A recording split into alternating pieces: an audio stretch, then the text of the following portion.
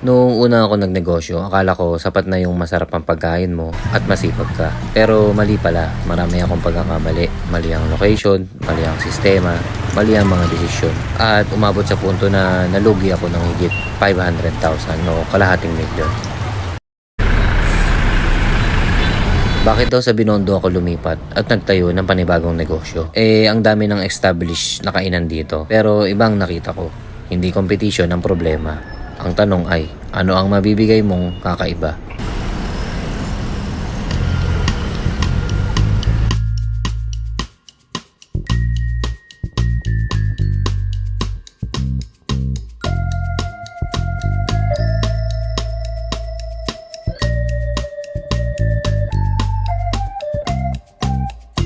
In the morning,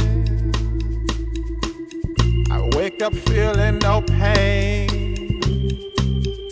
Long stretches, I get to remember it.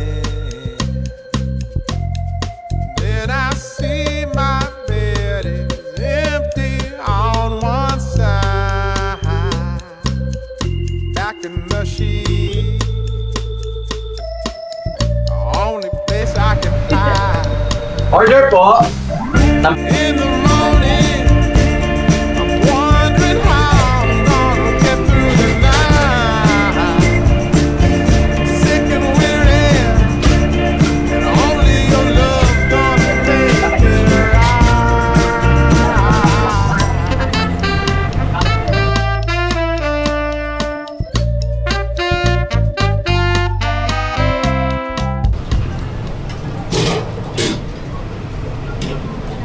Si ano yan, si Marami nag-aakala na kapag may dalawang branch ka, madali na. Pero sa totoo lang, mas dumami lang ang problema. Nalugi ako pero hindi ako tumigil. Ang perang nawala, pwede kong kitain ulit. Pero ang mga aral na natutunan ko, yun ang dahilan kung bakit may dalawang branch na kami ngayon. At para sa akin, simula pa lang ito. Espesyal!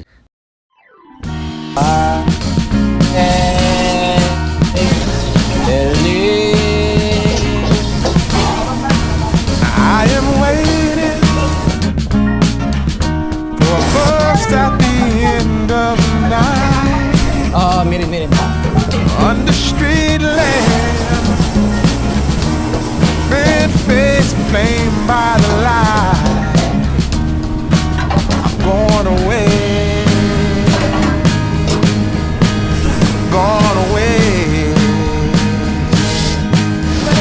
I'm gone away. And the sun gonna shine on a brand new day.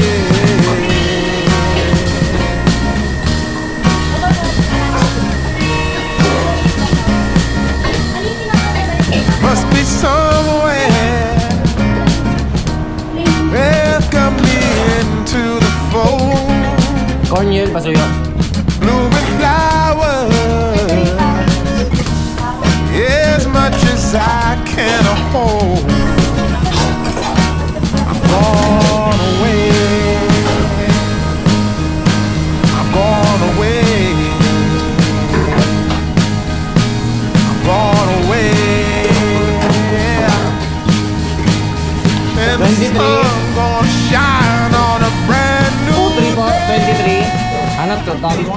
23 po.